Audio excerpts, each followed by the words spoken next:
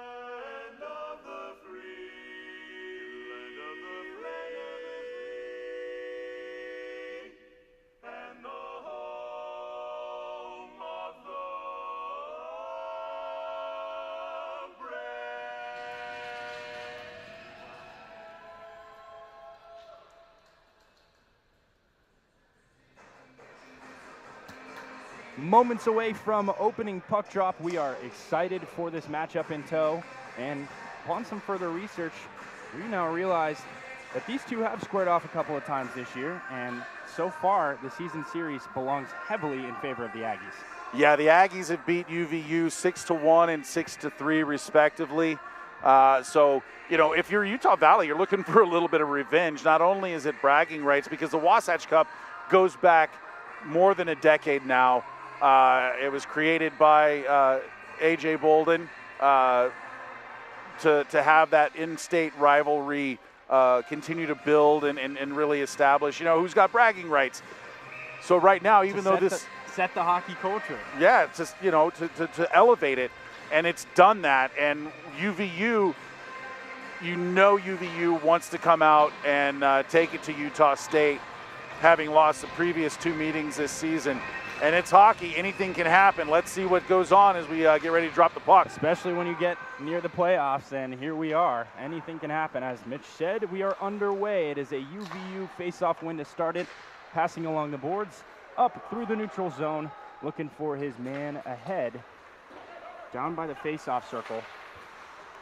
And on the near side, battle for possession. Utah State trying to get the clear. Utah Valley right there at center ice to dish it back the other way. Looked like a couple hookings could have been called right there between a couple players right at the half boards, but we play on. Let them play on, they say, and Harbor tears into the zone looking for a man in stride. He's got a teammate to his left as he dishes it to Carson Schaefer, a big goal in last night's contest.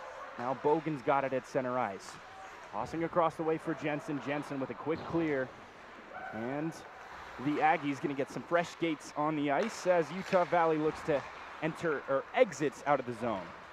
Yeah, one of the things I'm looking for out of Utah Valley today, after having watched them last night, is to clean up their passing a little bit. If they do that, they can sustain a little bit more pressure against Utah State. As far as Utah State, I mean, historically they've been one of the better teams in Utah. So, I mean, having come off a pretty heartbreaking loss last night, 5-2 against University of Utah. Ooh, big turnover right in front of the blue line, and nice back check from the Aggies to prevent that from becoming dangerous. Yeah, Utah State's going to want to clean up their game too. You know, we talked about a little bit pregame as far as discipline goes, but, you know, have crisp passing, good speed, some good physicality. You know, either team could win the game today, but, you know, let's see what happens. Right now, it's a little bit of a feeling out process. Both teams have gotten the puck in deep, as we see a shot on net right there, and Samuels will just hold on to it. But, you know, it's been kind of a tic-tac kind of back and forth. I mean, obviously, we're less than 2 minutes into the game here, but both teams able to get the puck deep. Neither team has been able to do much with it. They need to settle in and get to their game plan and see who comes out victorious.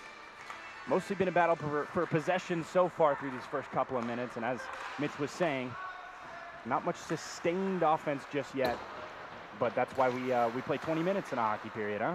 That is correct, my friend.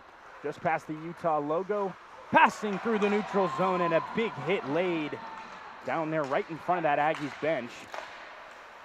Puck resetting in the Utah Valley zone.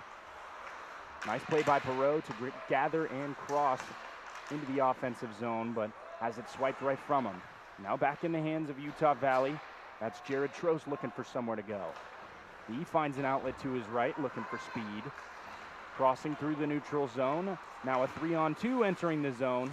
On his backhand, a quick pass to center ice, and nobody's home. And those are the kind of passes. Sorry to interrupt you, but those are the kind of passes I was talking about. Like you throw a backhand pass in the zone to their forwards at the blue line. You have to look at your pass. I mean, it's a good idea, but it doesn't look good if you don't connect on it. Goals solve every problem, don't they?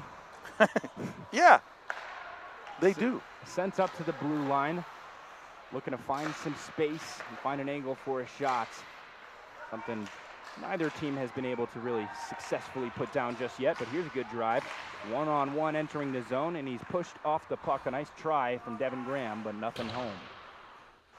Along the near side boards, it's intercepted just out front of the blue line. Holding is Samuels and dropping to keep play running. And that's another one of those substitutes. Obviously, Titan Anderson starting the game last night for the Aggies. and starting well. He kept the Aggies within striking range until that third period, where 2 more goals would come across and the Utes would end up cementing the win. So, opting for a change tonight, Cale Samuels is in the nets, and he's posting a shutout so far. Down on the far side in Utah Valley's side of the ice, both sides fighting for the puck. Utah Valley's got it, but a big turnover right in front of the net, and boy, that had danger written all over it. Lucky the back check was able to break that one up in time. Yeah, that was Osborne making that cross zone pass. It's one of the most dangerous passes in hockey, unless you have zero opposition in your defensive zone. It's a pass you want to stay away from 100% of the time. So he needs to clean that up, because had that bounced and stayed flat, Utah State was right there. They had 2 guys in the slot. That is a golden opportunity, and not only that, that's a golden opportunity given out by your own team. Those are definitely situations you want to avoid. A little bit of a slash there, but no call as the puck rattles around and goes back down onto the Aggies side of the ice. We are just above the 15-minute marker, almost a quarter of the way into this first period of action. Nice turnover right in front of the Aggies' offensive zone, and another turnover at center ice. Delayed penalty as well, so taking the extra skater are the Aggies, and going to the box for the first time tonight is Utah Valley. Yeah, time of that call, 5:05 of the first period. Going to the sin bin will be number 24 for Utah Valley Wolverines. Jason Yaden taking his first trip of the game, and no official signal just yet. It's going to be a slash. I saw the play happen in the neutral zone. So it is a slash. And then two double calls. minors, yeah. 2. Yeah, so it looks like number 21 for Utah Valley, Morrow, will also sit for 2. So Utah State has a golden opportunity here to take the lead, going 5-on-3 for a full 2 minutes, unless something happens. And, we talked about discipline. This would be a time to keep all of the pushing and shoving out of the way, get shots, get opportunities. A great chance for the Aggies to assert themselves and take the early lead. That's for sure, right in front of the net, and they do, right on cue. Good teams take advantage of chances like that, and boy, was that a good chance. Dylan Hale puts it in the bin. Yeah, and Dylan Hale, a local kid, played for Murray High School. I've known Dylan Hale since he was probably 5 or 6. Good to see him score. Saw that power one coming play. then, huh, Mitch? A little bit, maybe. I mean, I know him as a defenseman, and he was right in the slot there to get that goal. But the thing is Utah State will remain on the power play for another minute and 48 seconds. The first goal only took 12 seconds off the clock. Looks like Morrow came out of the box, and Yadon will stay in. Yeah, and it looks like they're doing a little repair to the netting down at the end of Utah Valley. And, Bain really didn't have an opportunity on that. It was a good pass right in the low slot, top of the crease. No coverage in front of your own crease, and danger close, exactly like you said. Now they have a chance to keep eating from the same hand. Still with a man advantage for the next minute and 48 seconds, only 12 seconds off of the initial power play before they struck first. An impressive offensive showing from the Aggies in front of the nets. Gathering and entering the zone is Wolcott. A nice pass along the boards, trying to find the man ahead in Simmons. On the far side, battle for possession, both sides squaring, and looks like the Aggies are going to hold. Driving towards the net, looking closer and closer. Bain makes a great initial save. Rebound goes out, and the Aggies still possess. Taken down on a knee, a nice play to maintain possession, dishing towards that far side corner. Putting one right on net with a deflection out front that put it a little bit wide. I like what I'm seeing out of this penalty kill from Utah Valley. Their sticks are in lanes. Just like right there, you can see the stick broke up that pass, and he was able to shuffle it high over everybody's head, get it down the ice, kills off some valuable seconds, because there's only 45 seconds remaining in the the second penalty kill. So every second that you can tick off the clock and send it down to the opposite end of the ice is good, especially when you're already down a goal. And boy, a 1-goal lead is a heck of a lot different than a 2-goal lead. I'm sure Utah Valley would like to keep them out of the score zone or out of the scoreboard for the next 25 seconds. They've already done a good job of killing this second penalty. Devin Graham playing pesky, trying to poke that puck away. Nearly had it. Now entering the offensive zone, Wolcott opts for a dunk off the boards. Pushing it right in front of Devin Bain, and a nice cover-up for the stoppage with 13:05 on the clock. 10 seconds remain on that Aggies man advantage. And I'd have to say the Wolverines feel lucky to get out of this with just the 1 goal on the board. Yeah, but Bain did such a good job holding his post on that play, because that's one of those, last night they got caught because the player went behind the net in overtime. Bain came off of his post thinking that the player was going to continue on around behind the net, and did not, and lost because of it. But he learned his lesson, stayed on that post, and made that stop. Dangerous pass in front, a nice job by the back check. Another pass sent across the ice, and another dangerous one. Back to 5 on the ice are the Wolverines. Even strength. LaFontaine gathers, shows off that speed skate ability, driving towards the net, looking for somewhere to go. He's got a teammate behind the net, but he ends up with the puck himself. Dishes back down that other way, a nice move put on by Utah Valley to try and gain some space. Big turnover right in front. This is dangerous. Pass right back in front, and it goes all the way through. Net came off its moorings there. That's what the cause of the whistle is. Good eyes by referee Brett Fuller. And to go over the referees for tonight, you have Brett Fuller and Matt Orr as the head referees or head officials, and Dallas Smith and Alan Poole are the linesmen. So Fuller all over that net, getting knocked off its moorings. Good whistle. Our men in black and whites. The Zebras. The Zebras on the ice. Not in their natural habitat, huh? No, this is their natural habitat. That's why they had part of their uniform actually mimic the ice. Oh, wow. So they can disappear. Camouflage. Disappear when the going gets hard. Yeah. A big hit laid right in front of the blue line, and Utah Valley trying to get him off the points. And I think the Aggies have done such a great job of cycling the puck in that part of the ice so far tonight, playing pesky and just keeping it in the offensive zone. Right like here as Harbor cruises into the zone, trying to get a 2-man off of either side of him before that puck is swiped away. Utah Valley just looking for an exit out of their own zone. Passing ahead, and another turnover in transition. The Aggies doing a great job of stacking the box, getting bodies in front and making Devin Bain uncomfortable. Quick shot gets out of play, and with 11:25, we've got another stoppage upcoming.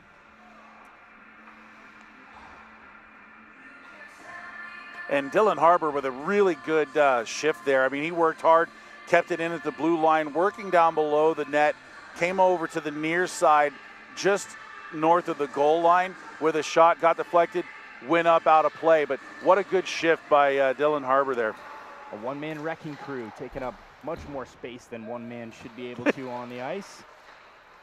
Yeah, he's a quick player. You can tell he's got smarts, feet, and some good hands as well, because he held on to the puck even with a couple players right around him. Boss with a great pass to center ice, and the shot just goes wide. Going to have to trickle out of the zone and reset as Gifford whiffed on that one. He had a goal last night, as did Voss. So that line looking to get it going again here this afternoon. Utah Valley able to poke the puck out, but Wolcott had other ideas. Dashes it right back on the point. And the Wolverines still searching for an exit. There's another one of those cross-zone passes that I mean, it worked out that time. They were able to get the puck down the ice, but it's not a play that you want to rely on often, and they've gone to it twice tonight. If you're Utah State, it's something you might want to keep an eye on moving forward, because if they're going to continue to make those plays, as Bain has a good glove stop, you can key on that, jump all over that pass, give yourself a partial breakaway, or at least a scoring opportunity. So if I'm Darren Peck, I'm telling my boys, stop crossing the zone. It is the most dangerous pass in hockey, and they've done it twice so far. Especially in that part of the ice as well. You're still not even past the blue line. They can just rip a quick shot, and then you got it uncontested one-on-one on Devin Bain, and I like my chances with Devin Bain there, but you don't want to test him too many times a goalie can only do so much. No, it's one of those passes where when you make it, typically you come back to the bench, or you go to the goal. No, not necessarily that, but like it's one of those things where you either come back to the bench and say, "I'm sorry, boys," or you skate right to your goalie and go, "Thank you for making that stop." It's one of the two typically. Well, with 9:45 left on the clock, a pass all the way ahead, and he's got no one in front of him. Perreault, quick pass across the ice, and Devin Bain makes an incredible save. Puck trickles out, and it is still live in that corner. Another pass out front. Nice back check from Utah Valley to poke that one out. Looking for the reset, and they'll get it.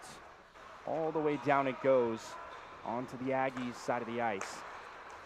Perreault again showing off the speed entering the zone. A no-look pass back for Fleury as he takes a quick shot. And the rebound goes into the hands of the Aggies. Back by that face-off circle. A nice move gets him off the objective. But some sloppy passing has that one turned over right in front of their offensive zone.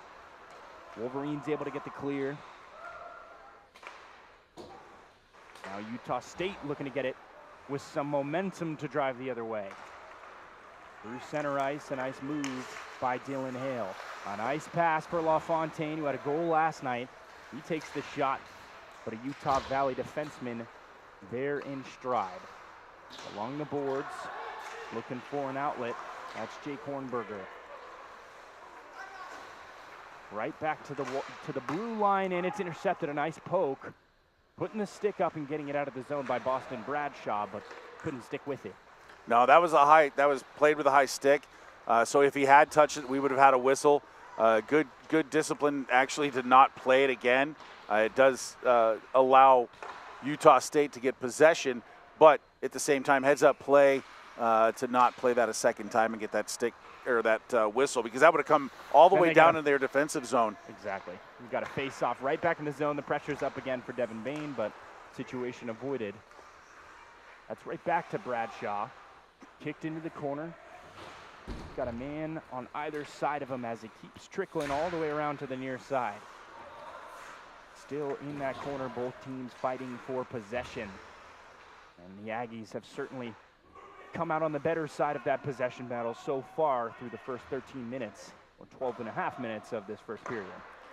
Yeah, there's a patience aspect that's coming into play between these two teams. You're seeing a lot of Utah Valley just kind of trying to get rid of the puck instead of control it and carry it down the ice. And a lot of those pucks are going right to the... Great pass all the way ahead. Sorry to interrupt. No. When there's a goal opportunity, you take over. But what I was saying is you're not giving yourself an opportunity to do anything because you're just whacking the puck ahead. Just keep away. Yeah, out of our zone. As opposed to actually controlling it. And we do have a penalty coming to number 10 for Utah State. That is Saldana. Tripping is the call. Time of that penalty, 13:04 of the first period. So now we'll get a chance to see Utah Valley's power play, and if they can settle the puck down and keep the pressure of the penalty killers away from them, maybe they can get an opportunity to get back in this game. Well, it is just a one-score game, and this is the best opportunity they've had, that is for sure. 6:50 left on the clock, 1:55 left on the power play. Let's see if they can get some sustained pressure on the offensive side of the puck. Oh, a dangerous chance and an unbelievable save. Oh, yeah, my goodness. That was a fantastic look and shot there by Bradshaw. I mean, good puck movement, and Bradshaw was just standing wide open just at the bottom of the face-off circle. And somehow Samuels got over there, kicked the net off in the process, but he got over there and made the stop. Lead still intact. I'll tell you that's what he's worried about. And a great save from Cale Samuels keeps this game exactly where it is at a 1-0 tune. But a good job by Utah Valley's power play unit to immediately put down the pressure and have a golden opportunity to score. On that far side, still looking for possession. Ooh, beating his man to the point. Got one man to beat. And he does, but Devin Bain is there to corral and dish back the other way. A nice job by the Aggies penalty kill unit taking that puck the length of the court. Now, Devin Graham entering the zone, leading scorer for Utah Valley. He dishes to his line mate.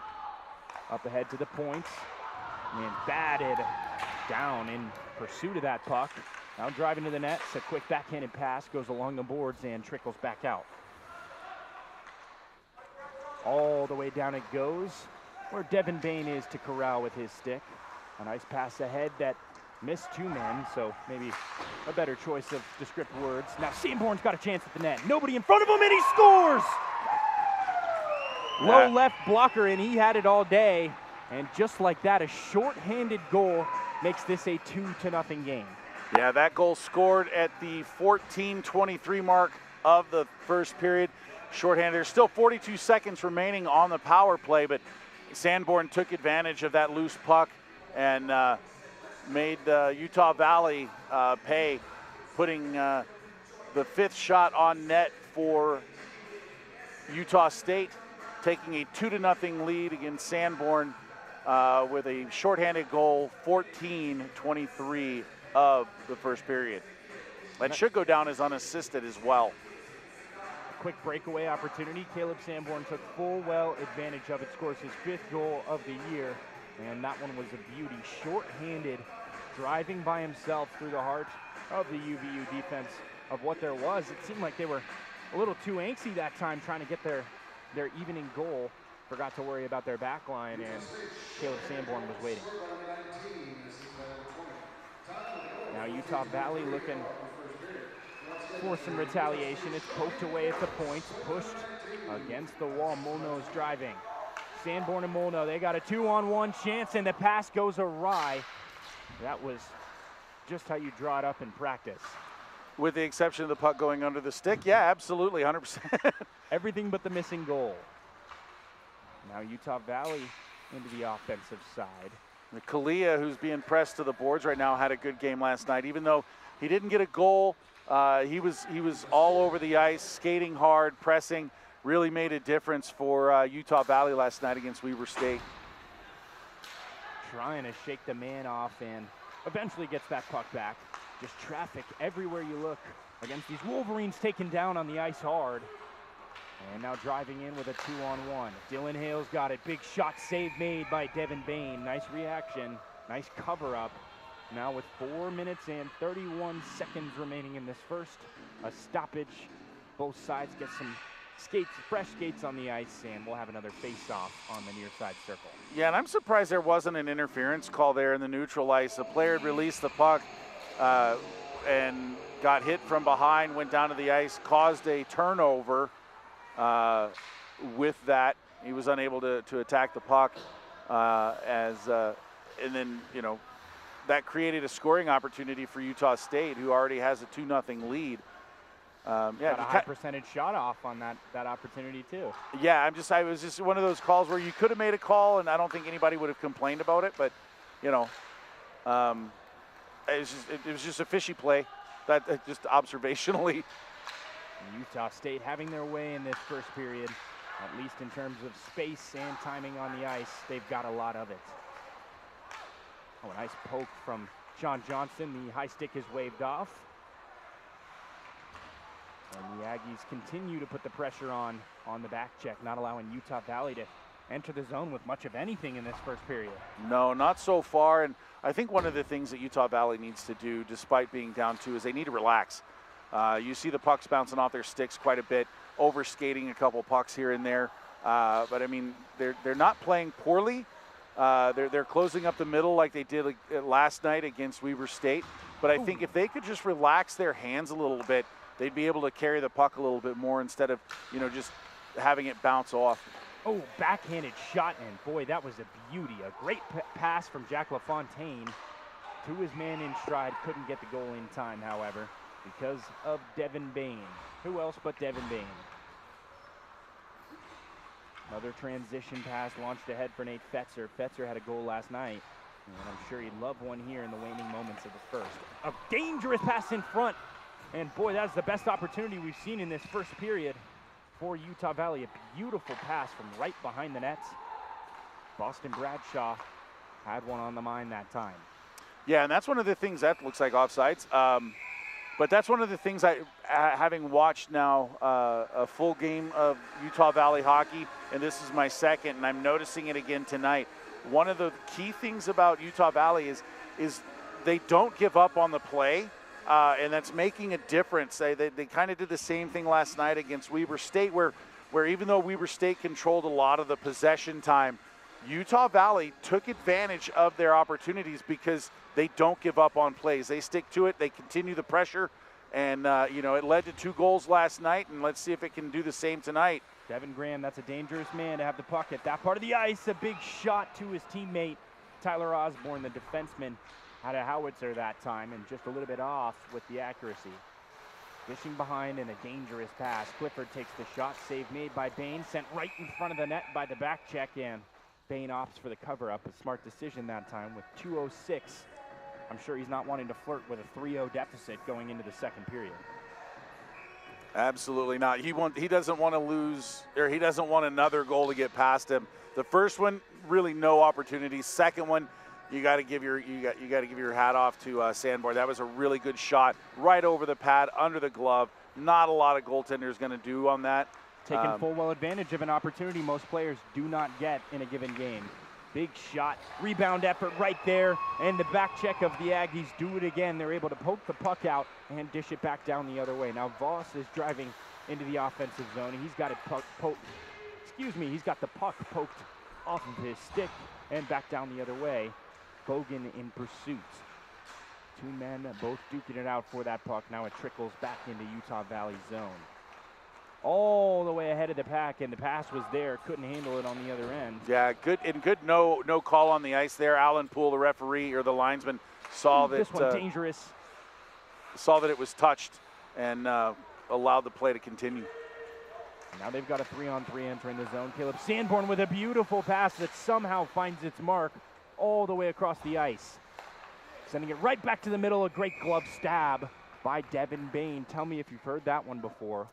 Maybe once or 10 times. Once or twice. Yeah, once or 10. Yeah, once or 10. Yeah. Maybe 20.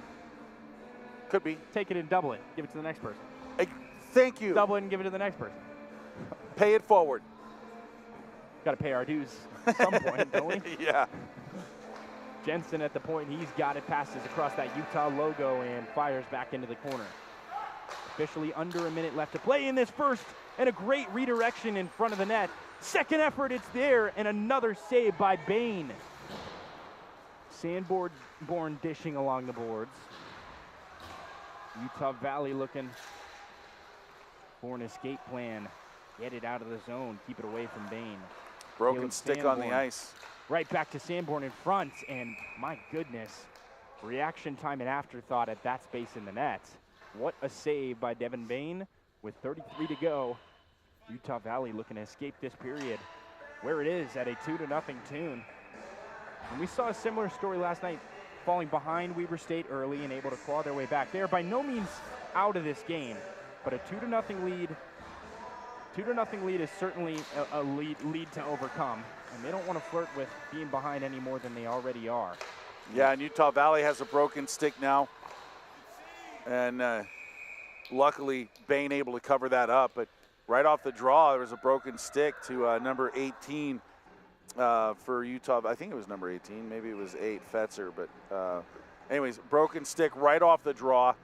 And if you're in your defensive zone with a broken stick, it's a chilling feeling because you can't do anything. Now you're playing soccer all of a sudden.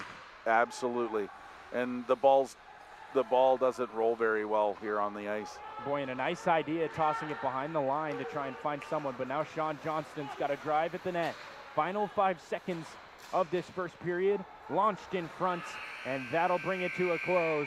A 2-0 finish through the first 20 minutes of regulation, and boy, this first period largely dominated by the Aggies. What an offensive performance, what a defensive performance, and what can you tell me expectation-wise going into this second period? What does UVU got to do to come back? Can you hear me? Is audio good? I'm gonna grab number as far 19 as wherever Utah Valley is concerned, they need to calm down a little Yep, bit. good. I mentioned Cool. it during the first period about their hands. They need softer hands. Hopefully if he'll they talk can to relax, not relax, but not be as tense, it'll make things easier on them. They'll be able to control the puck a little bit more. They need to get the puck out of their zone with possession as opposed to just dumping it out, because it's essentially giving it right to Utah State. For them to take possession back the other way. Exactly. And for Utah State, don't change anything. You've got a 2-goal lead. You're out shooting. Do you mind if I interview you real quick about the first period? And okay, I cool. believe we have an ice or a ringside interview Your other teammate wins, so thank with you. Stevie. So let's go ahead and send it down to Stevie right now. Take it away, Stevie. Okay, perfect. I'm Stevie Shaughnessy. I'm here with Sam Foss. Sam, you guys are up 2-0 right now against UVU. How's that been through the first period? What was your game plan? Our game plan was to come out harder than yesterday. We took a tough loss, so we're trying to bounce back, get our team together, and just try to get ready for playoffs. And you guys came out strong. What's kind of your goal for the rest of the match to keep doing this? Just keep the pressure on, keep working hard, hopefully pop 2 or 3 more each period, and then be up by 7, 8, and win the game. Is there anything you're prepared against UVU for? Anything you're trying to stop them from doing? Not much. Just trying to play our own game. Just play defense, block shots. Just play good defense, play good offense, and it'll all work out. Great. Well, we'll see you on the ice in the second period. Thank you so much. I'm Stevie Shaughnessy with Utah Hockey Broadcast. Back to you.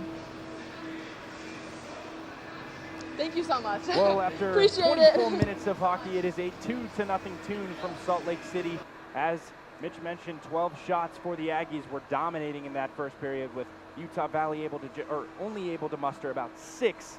So coming into this second period, it is a 2-0 deficit to overcome, and Utah Valley is looking to overcome or to get over that hurdle. And on the other end, Utah State looking to play the same tune of hockey.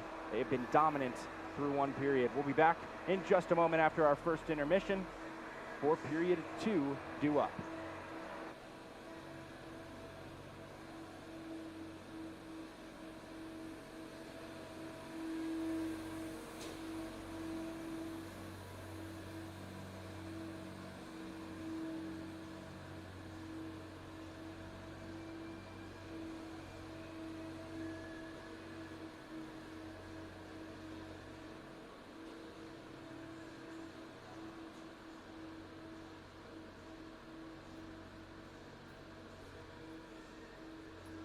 "13 years ago, I was checked from behind in a hockey game, and I was paralyzed from the chest down.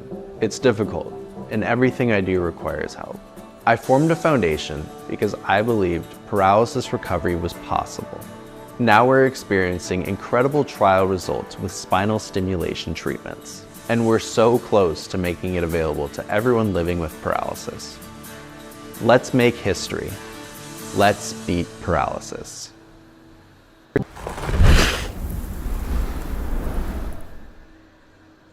I feel like I grew up watching my brothers, my sister play lacrosse, and this was just, completely different. Your friends are actually there to watch you play, and they get a piece of, your world. Our first year that we brought this team back, this Division II team back, I can tell you that year our team was not the easiest to goaltend for. It was our first year as a team, but he had such a good attitude about it. I believe it was after a practice, and it wasn't like, I took a shot in the head or anything. I drove home, and I was feeling exhausted. I kind of had to lay down for a few minutes, and then I had one of my friends take me to the hospital. Got a call about Patrick, that he had a stroke on the ice, and ended up getting the news on our way back from training camp that he had brain cancer.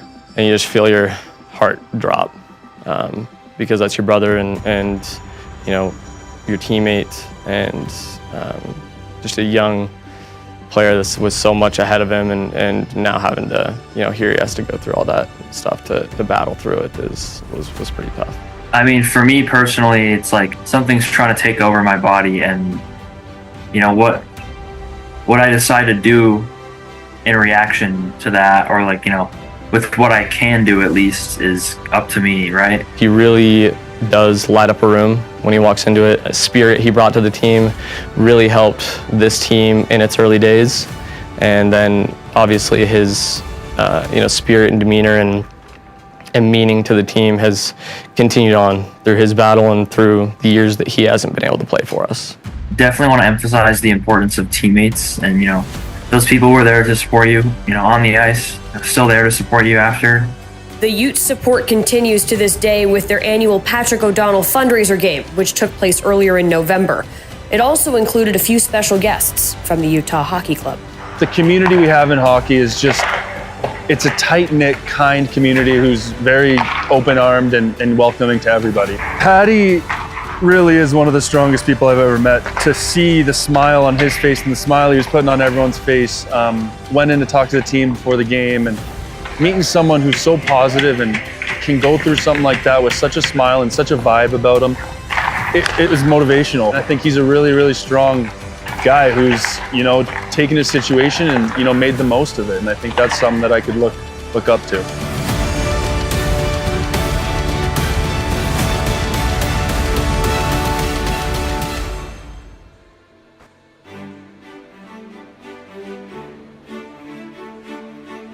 Welcome to the Rocky Mountains. Welcome to open trails and new vistas.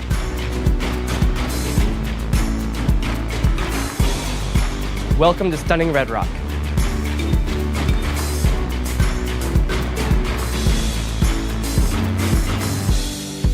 Welcome to the greatest snow on earth. By the tree of broken glass, where the hope. Welcome to Game Day Fun. Anything could last. So let's go and take the words that we know. Welcome to the party! Of thoughtful dreams. But if you listen, you can still hear. Welcome to Pac-12 Sports.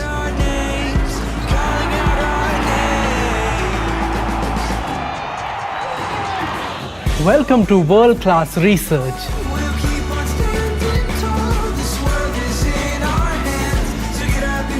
Welcome to the arts.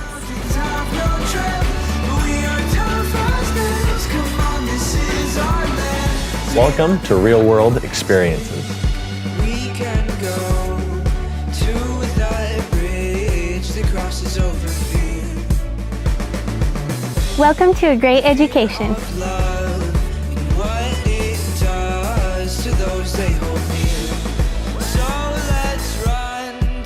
Welcome to new friends. We can toss our worries far away from our hearts. And if you Welcome to the time of your life. not hear them calling out our names, calling out Welcome to all you can imagine.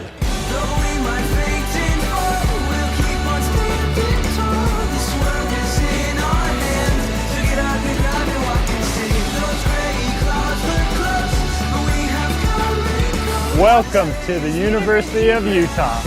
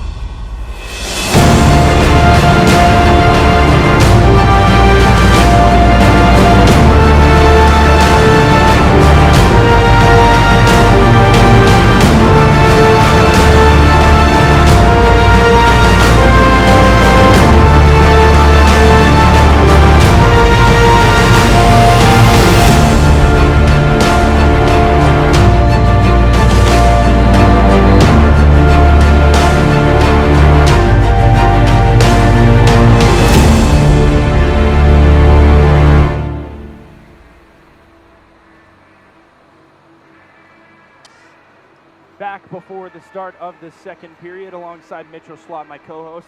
A great Hello. first period we watched. 2-0 is our score after one full, and boy, it was pretty much largely dominated in time of possession by the Aggies. Yeah, the Aggies had a lot of composure with the puck that I think is making the difference. They're jumping on the loose pucks as fast as they can.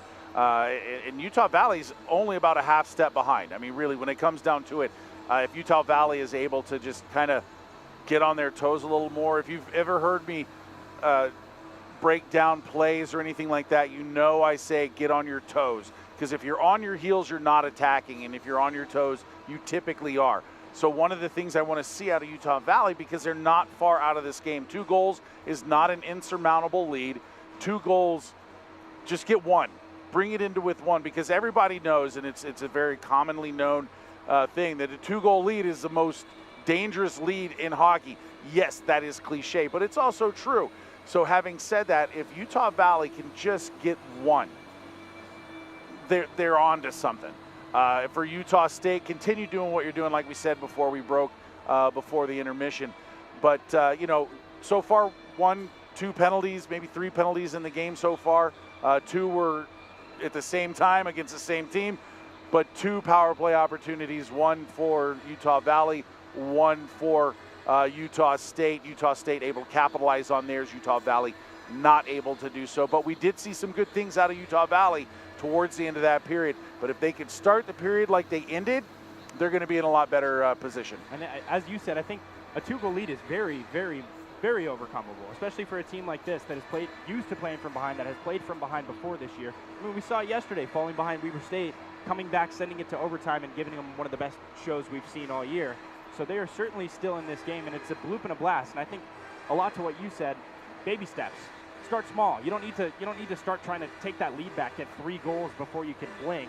But getting 1 is going to make matters a lot happier and a lot more confident on that Utah Valley bench, knowing that they have the capacity to go out and beat this team on the road, at home, however you want to see it, in their home state, but get the rivalry win that they're looking for. Yeah, and I mean, it is a rivalry. I mean, anytime you're playing a team in state, it's going to be a rivalry. Now, maybe as far as the records go, it's not as close. Maybe like Weber State, Utah Valley, Weber, one of those things. But at the same time, this whole tournament, the whole reason why you're watching the games right now is because of the bragging rights that are established through the Wasatch Cup.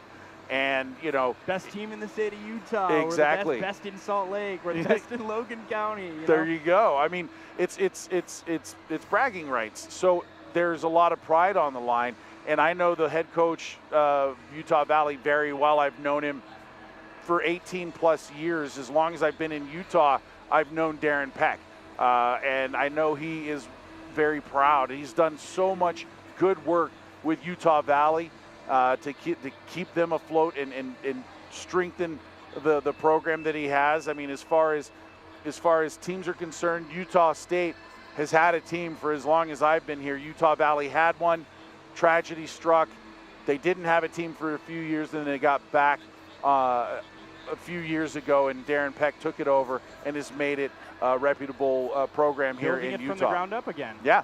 Restarting, and you got to start with the foundation, and they certainly have that. They've got a great starting crew that we've seen make amazing plays. The one thing we're still waiting to see is this offense catching on to gain that possession battles. We've mostly seen them cycling the puck down ice, just getting it out of their zone, trying to look for quick breakaway opportunities or take advantage of the power play opportunities they have had. But I'd like to see a little bit more, sustained drives, getting into the offensive zone and keeping it there for Utah Valley. And I think that this score is a lot more deceptive than you would think. 2-0 is not a big lead. That is not a comfortable lead. And as you said, it's the worst lead in hockey. As cliche as it is, yeah, it's the worst lead in hockey. A lot can happen in just a matter of seconds to change that. So I think Utah Valley feels better than what looks on paper where they are in this game. Yeah, and they have Utah Valley has the talent to bring this back within one, or they can get one. You don't want to think about 2 or 3. We've already talked about that, but they have enough talent to put the puck behind Samuels. Samuels is playing well, but he hasn't been tested. He's only seen 6 shots so far, whereas Bain has been peppered a little bit more. I know on the scoreboard it says 12, but I think there's been a couple rebound opportunities that he's handled very well. He takes up a lot of the net. But, I mean, as far as the 2 teams are concerned, I think it's just a matter of inches. It's just a matter of chances, puck bounces. But I really do want to see Utah Valley settle down into the game, because then you can start playing your game. When you're reacting all the time, it takes away from what you can do, and that has a lot to do with being on your heels as opposed to your toes. So, if there's a little bit of shift, that's the shift that I'm going to look for in this period to see if Utah Valley can actually get on their toes and make smart, hard, fast passes. Less passive, more aggressive. Exactly. Getting their noses dirty, getting down after the puck, yeah. Yeah, but on top of that, I mean, that is a very strong key. But on top of that, you have to make smart passes. We've seen a couple drop passes that went right to Utah State. We've seen a couple cross defensive zone passes. Granted, they've worked out, but it's a dangerous play. It's not a play you want to rely on. You want to use your boards.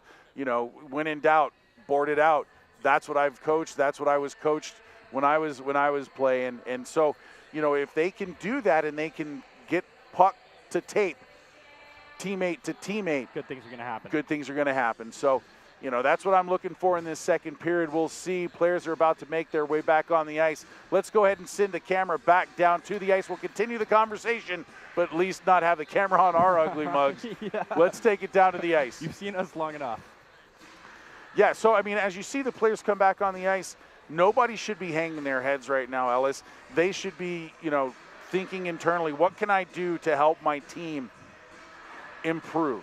As far as Utah State's concerned, what can I do to continue the pressure that we've had? They got a lucky early goal. I say lucky in that they got a lucky bounce on it. It was a good shot. But, both teams are in this game. There's still 40 minutes of hockey to play.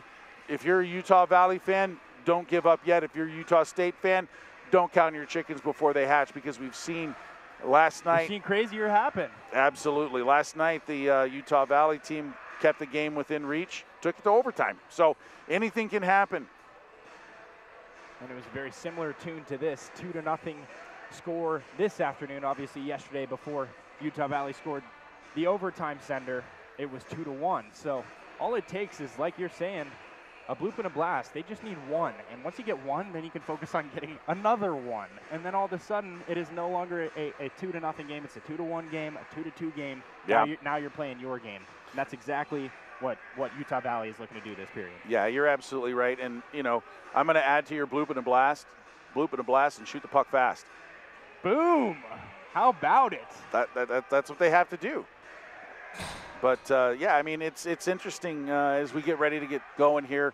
I'm interested to see the ice conditions, because it looked like the ice looked really fast in that first period. There was a couple times I saw Utah State carrying the puck, and the puck just kind of went a little bit faster than they were skating, which means the ice is fast today, whereas last night it was a little bit slower, a little bit more torn up. Today it looks good, though, so let's see as we get ready to drop the puck here for the second period. All squared away for period 2, and it is a Utah Valley bounce to start it off here. They win the opening faceoff, and they possess across the blue line and through the neutral zone before our first whistle of period number 2. Yeah, and that was an unfortunate bounce to cause the offsides. And Alan Poole, the linesman, having a little issues with his whistle. He has to switch whistles, and that's one of the things as a referee. You always want to keep 2 whistles, because you never know when one whistle is going to go bad on you. So good job on Alan Poole having 2 whistles. You certainly need those to restore order to the courtroom, huh? Oh, absolutely, 100%. But yeah, it was an unfortunate bounce. It looked like Utah Valley was going to make their way into the zone, but the puck popped off of the stick there, and it looked like number 17 for Utah Valley, Weechar, just one step too quick when that puck left the stick of his teammate. Second face-off of the second period goes the way of the Aggies as they possess, crossing the blue line and entering the offensive zone. Quick shot that goes wide and will wrap around. Still possessing are the Aggies. Another one sent on net and another one sent wide, this time by the stick of Devin Bain. A dangerous pass right in front of the net. And that's exactly what Mitchell was talking about. Can't have those turnovers at that point of the ice. No, they have to get away from that cross end zone pass. I mean, they got lucky that Devin Bain was able to make that stop, but again, you're going from your own corner across your zone to the far blue line. No. Keep that puck on the side and get it out off the boards. A nice cycle that time from Utah Valley, but the drive is put to an end by Bogan as he leaves the zone. Driving towards Bain, who makes another blocker save and works it to the right side of his crease with the stick. Outside of the zone it goes. Aggies field. And they're parts of the ice now looking for somewhere to go. Finding a man ahead, that is Voss. Voss crossing the Utah logo at center ice. Quick shot that goes just up top and deflects behind the net. Wrapping all the way around and back down behind the net for Clifford. Clifford across the ice. And now LaFontaine's got it. A quick shoot pass up ahead that makes its way into the hands of a Utah Valley skater. Pushing along the boards, both teams fighting for possession. Utah Valley finds it. Quick shot, save made by Samuels. And another stoppage. Yeah, smart shot there by number 9 Bradshaw. I mean, I said his name several times last night, and no wonder why. I mean, that was a good, hard shot. Samuels on his angle to make the stop, covered up, get the whistle, and get the restart. He also allows his team to make a change, get some fresh legs on the ice. But good shot there by Bradshaw. Didn't waste time with the puck, just put it on net. And you need shots on net if you intend to get the puck past the goaltender at all. Declan Clark wins the face-off, and a shot right off the draw. A good one, too. A lot of heat on that one. Jared Trost wanted to get him in the score column. They'll have to keep chucking with another face-off here. Yeah, and if I'm Darren Peck, that's what I'm asking for all night long. Shoot the puck, shoot the puck, shoot the puck. Right there, you saw 2 really good hard shots and made Samuels work for his money. Looping a blast, shoot the puck fast, like exactly. You said. Back down to Bain. Bain will cover up, and with 17 minutes and 54 seconds to play in the second, another stoppage this time in Utah Valley's side of the ice. Down on that far side face-off circle, trying to toe the puck again.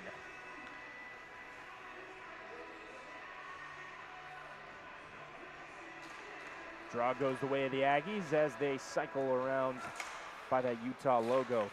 Batting it right in front of the net. Dangerous positioning. The net is knocked off the hinges, and a good cover-up by Devin Bain. Yeah, and even if that puck had gone in, that would have been called off. The net was off its moorings. The puck was laying in the crease, and Brett Fuller in good position to see that entire play.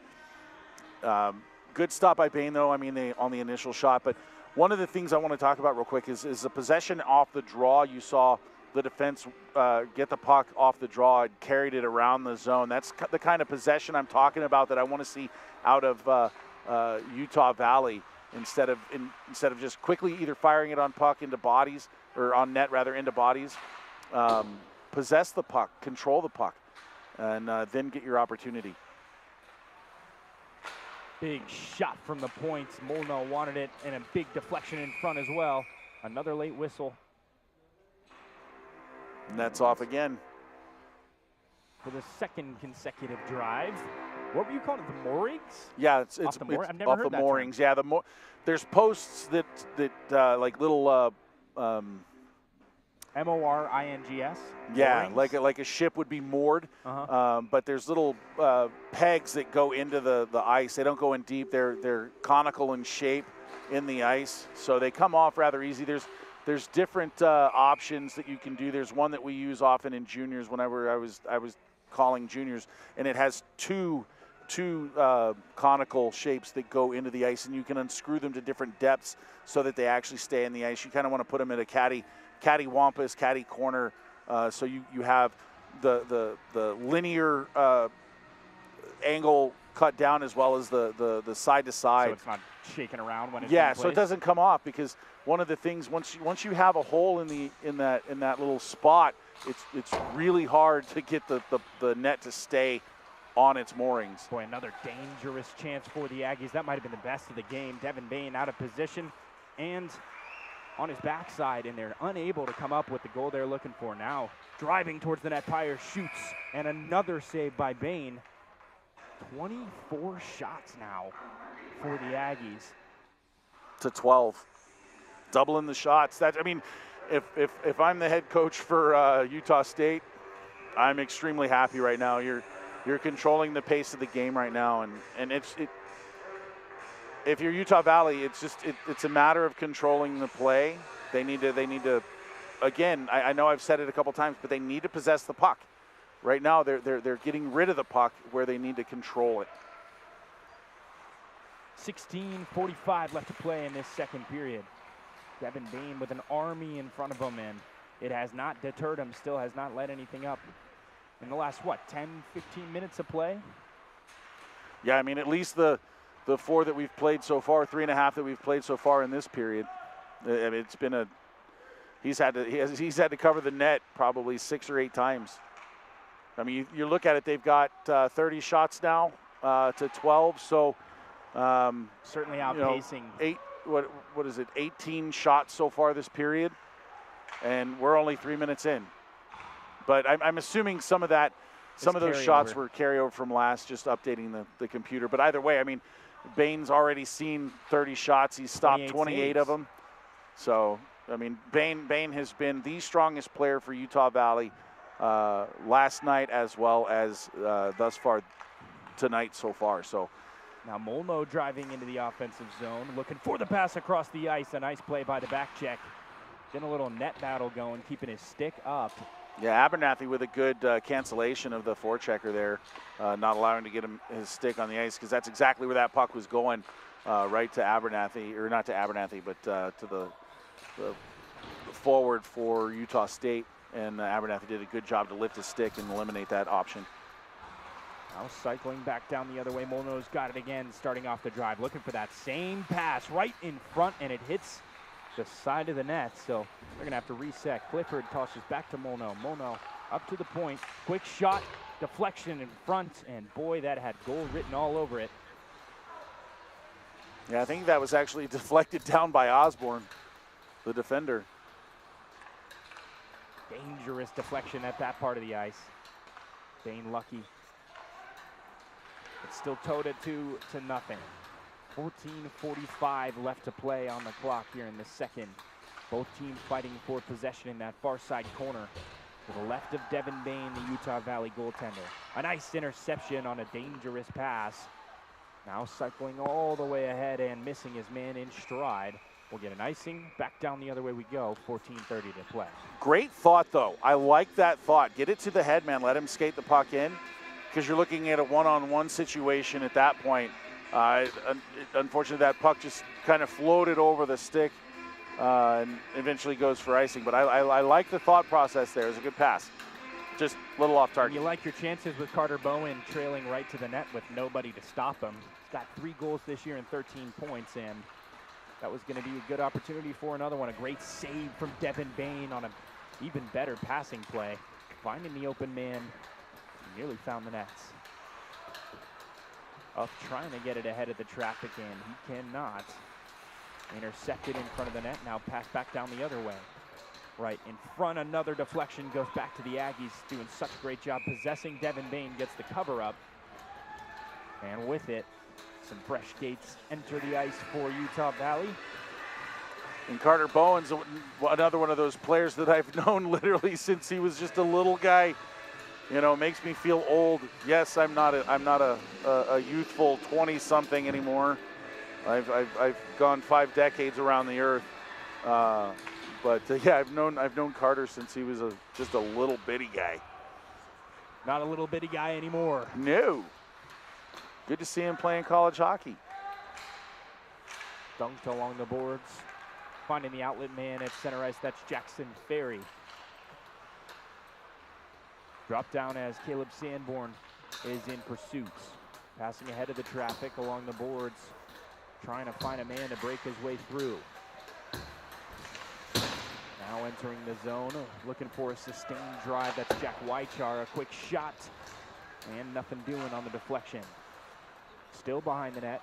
A nice job by Utah Valley getting to the puck. Dishing it back down the other way and intercepted before it could find its mark.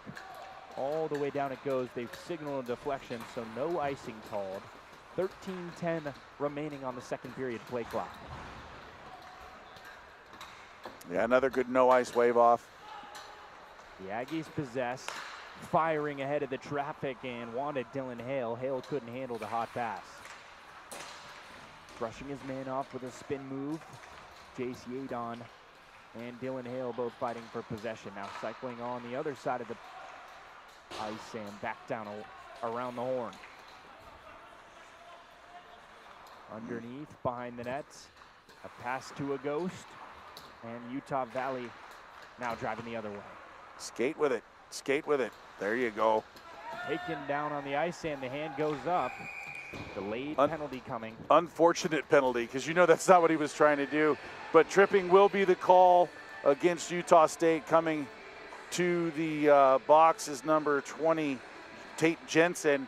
Tripping is a call. Time of that call, 7:34 of the second period. And you know, What can you do? Well, you know he didn't mean to do it. You know, it's one of those things like, hey, sir, I really didn't mean to trip him. We'll let you go this time. Go to the box? Do I have to go to the sin bin? Yeah, but now it's an opportunity for Utah Valley. This is a good opportunity here. 2 minutes. Oh, what a great pass across the ice, finding the man in open space. Now into the corner, taking a little reset at the blue line. Driving towards the net, pushing back in front. Best chance of the game and the best offensive drive we've seen of the game for the Wolverines. Nearly had their first. Nice job by the back check. Specifically Jack LaFontaine of the Aggies, dishing that one back down the other way. 11:50 remains on the play clock. Now I think the Aggies possessing. Yeah, I think Utah State's going to play a little four corners here. Big, weird bounce off that. That's the second time we've seen that in the tournament. It's probably about the 1,000th time I've seen it in this rink. Yeah. It's one of those things where you think maybe over time they'll fix that corner, but they never do. And if this is your home ice, you know it's there. You can use that. To your advantage. Absolutely. So I think if you're a good coach, you key in on that and say, hey, dump it into that corner. It'll pop right out. You're looking for intercepted and sent down the other way. Look by for it. Simmons. That time it didn't do it. It's weird. It's predictably unpredictable. Yeah, I think it depends on the angle coming in there, maybe, or if it's sense going from left to right versus right to left. But the weird thing is, I saw it last night going left to right. That time it's moving right along to the left. boards from right to left, and decides to grow his arms and legs and get out of there. You know, it wanted to be part of the game, so it was, but not really because nothing happened. But it's just you want to keep your eye out for it because, that was a smart shot. Had him beat top shelf, and I think he beat everything but the iron that time. Deflected its way out, but that had goal written all over it. Devin Bain didn't pick it up. Yeah, and that was Harbor again with that opportunity. And that was nearly an uncontested lane to the goaltender, one-on-one, but just missing that pass in stride. Quick shot put on nets, deflected wide by Samuel. That was Carter Bowen on the shot. Still looking for possession.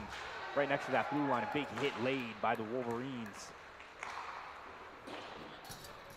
All the way around the horn it goes. Did take a little bit of a deflection that time, taken off of the boards. Now Utah Valley's got it, looking for somewhere to go. He finds the man ahead and dishes right to the hands of Voss on the back check.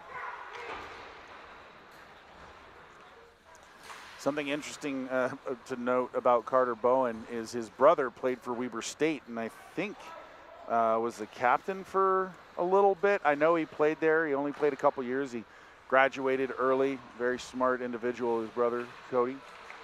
But interesting that the brothers didn't follow in the same footsteps. A little bit of bad blood between the brothers. No. It's such a good family. I've known them for years. None of that bad blood. I'm not trying to start anything.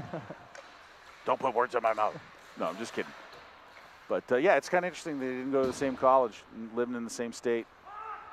But it is interesting, going on his own path.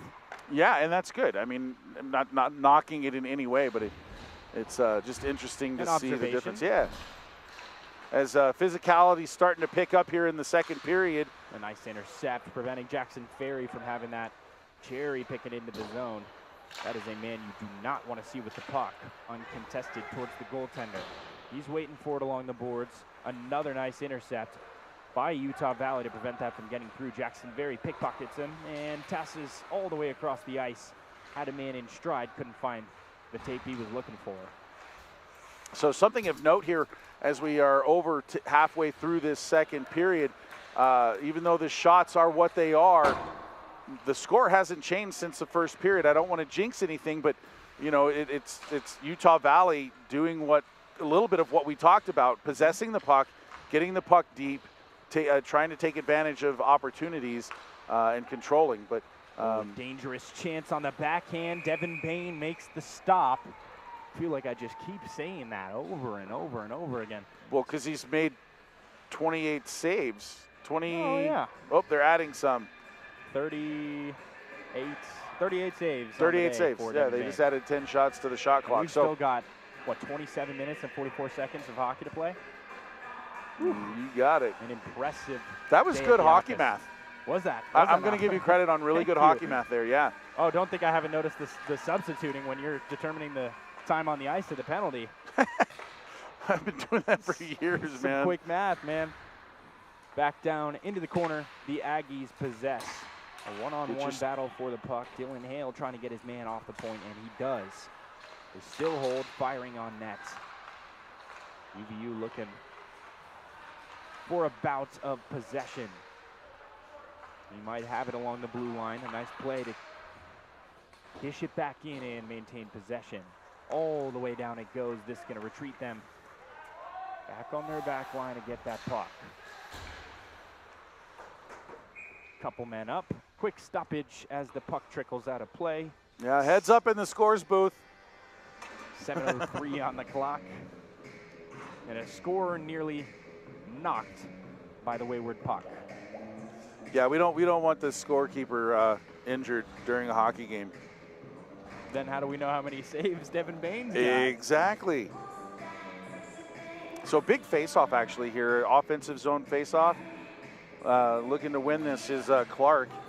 It is won initially by Utah Valley. Now they possess in the neutral zone. Dishing back down into their offensive zone all the way back it goes behind the net. Devin Bain gets a stick on it. Dishes to his line mate. And around the horn the other way they go. Jake Hornberger looking for somewhere to go. Sending it ahead of the traffic. And all the way down. Now back in the neutral zone. Past the blue line in their own zone. 6:25 remains on the play clock here in the second period. Looking for space is Jared Trost. Yeah, nice reverse there. Unfortunately, couldn't get it out, but that was a good reverse there by Trost. Batting it back down the other way near that face-off circle and back into the neutral zone. Now they got a 2-on-2 entering the offensive zone. Quick shot, deflection high and out of play. A good idea from Declan Clark, just couldn't get it on point. Playing a little soccer there in the neutral zone with I think it went UVU, Utah State, UVU, then finally UVU got it on their stick and drove it in the zone. But a little bit of soccer, ping soccer pong, skills. whatever you want to call it. Yeah, well, pinball. Let's call it soccer pong. Soccer pong ball? Yeah, that'll work. Throw in the ball just so there's no delineage of what sport we're playing here. Yeah, but there's not a ball being used. It's a puck. That's a good point. You've got a point there. So yeah, let's just go. I might be out of luck. Yeah, it's okay. Don't feel bad. Oh, good pass. A great good look. Pass ahead for his man in stride, trying to get it through the legs of the defender, and he does, passing it right in front of the nets. Nobody home to bury it back. Jack Whitechar showing off a little bit. Yeah, Whitechar's kind of impressing me. He wasn't in the game last night. Not really sure why. Don't think he was injured or anything, but he's shown some spark out there. Good hands, put it between the legs of the defender. Skater skating downhill, yeah, finding space. Has the puck on his stick right now. Got a man to his left as well in Boston Bradshaw, and he has the puck swiped right from him. A nice job all night long from this Aggies back check. Just really putting to bed any of the scoring chances that they've had, minus a couple of golden opportunities where Cale Samuels has been there to back them up. Yeah, and if you think about it, Cole Samuels hasn't fielded a shot that registered as a shot on net this period. Sure, he's pushed the puck a couple times, had a couple touches, but right now he's standing at the other end, not having faced any shots. If I'm UVU, I want to get a shot on him really quick, because right now essentially he's cold. He hasn't been doing anything. He could be on his heels, like you were saying. Yeah. Exactly. He's certainly not as on his toes as this front five has been all night for the Aggies, especially when he's had very minimal chances to deal with in the first place. Yeah, and if you talk to goaltenders want to see the puck. They're involved in the game right now. You know, if you're in the head of Samuels, he's not really in the game. He hasn't really been a factor in the game so far. So, you know, if you're Utah Valley, try to get one quick, maybe 4 or 5 shots, rapid succession. Get him tested while he's cold. And Jack LaFontaine wanted top shelf that time over the shoulder of Devin Bain, but couldn't get the stroke he was looking for on the puck. He gets it that time, but it goes wide. A big save. And I think the net is off the moorings. A new word added to my vocabulary. Yeah, but they're not really, okay, now they are. Yeah, see how much snow is right there? So what happens when the pegs get knocked off their moorings, that snow goes in there and it kind of fills in the hole that was created. So then it's in there even worse than it was before? Yeah, it's just once it starts coming off, it's kind of an endless battle until you cut the ice again. But also the moors, the pegs that are there are now, you know, ice cold, whereas when you first put them in, they're a little bit warmer than the ice, so they sink in a little bit, and that's the physics of how they work. But when they are frozen, they don't sink in and hold as well. So part of the reason why you see it once, you're probably going to see it again and again and again and again. Yeah, and I've been at games up in Logan with Utah Valley being the home team, and that ice is so hard up there. Oh, another weird bounce. Another carom right in front of the net. This one could play a factor all the way out of the zone it goes. Jack LaFontaine fields. But yeah, I mean, up in Logan, I've seen it where it comes off once.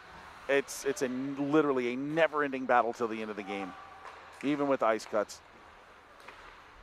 Dishing across the ice right in front, took a nasty deflection. Yeah, and a quick whistle there. Sorry, quick whistle there by Matt Orr. It was Matt Orr was over in the corner. That was a quick, kind of unexpected shot that was put onto Bain, but a little quick whistle by Orr. He lost sight of the puck, and that's what they're directed to do when you lose sight of the puck. You blow the whistle down, and that's exactly what he did, even though the puck was free on that far side. Another face-off ensuing on the far side face-off circle out in front of Devin Bain. A nice keep to maintain the possession, batted off the point with a big hit, and now UVU driving the other way. They got a man in front. Can he stay with it? He gets there first. Now he's got to find space. Batted along the boards, a nice play by the Aggies. Keep UVU from possessing, but now a dangerous chance right in front of the net. Big shot hits the blocker and deflects to the right of Samuels. Back down the other way. Trying to cycle from man to man. And they can't get it out of the zone. A dangerous chance, a dangerous decision to step up that time by Mason Widener. And now all of a sudden, the Aggies have an odd man rush. Nearly had their third goal of the game. Into that near side. Another one sent out of play. And another stoppage with 2:16 as the UVU clocks it into the nets. The protective netting.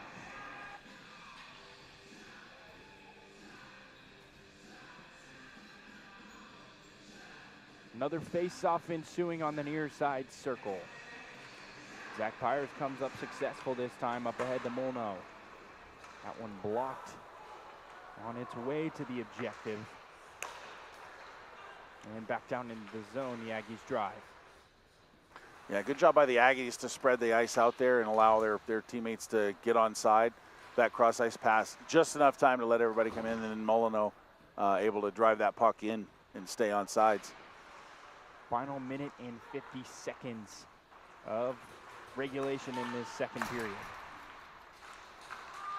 Turnover right in front of the nets. Good back check, however, and might have spoke a little too soon. Seems like a delayed penalty upcoming.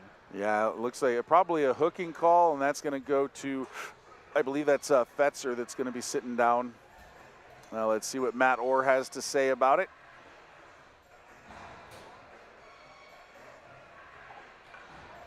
And it looks like exactly that. Hooking. The 2-minute minor for Fetzer going to the box for the first time tonight. Yeah, and time of that penalty is 18:20 of the second period. So the rest of the period will be on the power play unless they're able to score.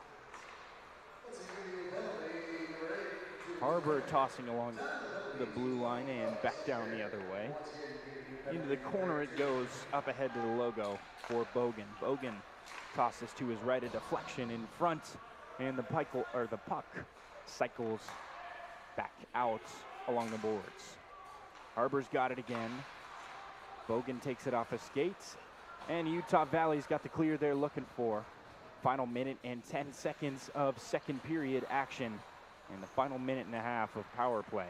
But we'll carry over to the next period, barring that the Aggies are unable to score. Nice move by Sanborn. He's already got a goal tonight, and UVU able to get the clear and eat some more precious time off of that waning play clock. Yeah, good stick to break that up, send it down the ice. Because I mean, every second that gets killed off or sent down the ice is another second that Utah State's not going to have in the offensive zone. Al Voss has got it right behind the net, tried to push it in front of Bain and look for the second effort from his line mates in front of the nets. Now Harbor's got it again. Harbor over to Bogan, back into that corner near the face-off circle. Up at the point, a quick shot from Bogan, takes a wide deflection, and the Aggies still possess. Now Johnston's got it. Johnston across the ice, a big shot that's blocked. And yet again, the nets off the moorings ever so slightly. I watched it just trickle back an inch or two. And just the inch or two, but that's all it's necessary. Costly inches. Those are costly inches. And with 7 3/10 of a second, they have one more face-off. Might have spoke too soon on that too, we'll see. Hey, at least one more face-off. At least. Possessed by UVU, and this should bring the second period to a close. And it will. 20 seconds remain on that man advantage for the Aggies going into the third period. We are through with 2 periods in the books. It is still a 2-0 game. 42 shots later and 40 saves later for Devin Bain. Still only a 2-0 deficit, and UVU is still very much within striking range. Yeah, they really are, and I don't think we're going to have an interview during this period as I see Stevie up here. So, yeah, let's go ahead and send it away for the intermission. Ellis and myself, Mitchell Slott, will be back. 4 or 5 minutes left in the intermission, and we'll have a little intermission breakdown. But I want to thank you for joining us here on the University of Utah Hockey YouTube channel, live at Salt Lake County Sports Complex. Don't go anywhere. Third period and intermission breakdown coming up.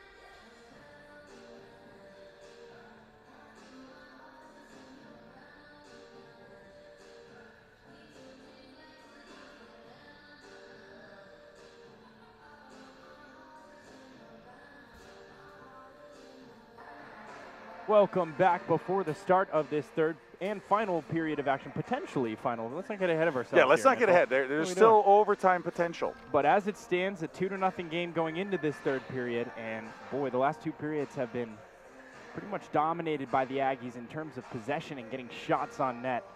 UVU has had a couple of golden opportunities. They've yet to convert just far, and they've had Devin Bain playing on his head throughout the first two periods. They're looking for one more period of that action and a goal. They got to start with a goal somewhere. So yeah, they do. I mean, that's if I'm Darren Peck, I'm telling my boys, attack. We have nothing to lose. This is the final game of the season. Leave it all out there. Not going to regionals. They're no longer in contention for the actual Wasatch Cup. This is a pride game and nothing but a pride game. So don't get shut out. Period. The end. If the UVU is my team, that's what I'm telling them. Make a mark. Let them know you were there. Get on your horses. Attack, attack, attack. There's literally nothing to lose. Whether it's a 5-0 loss, a 1-0 loss, there's not a lot to lose at this point. This is the last show of the season. Yeah. So get on your horses, boys. We got nothing to lose.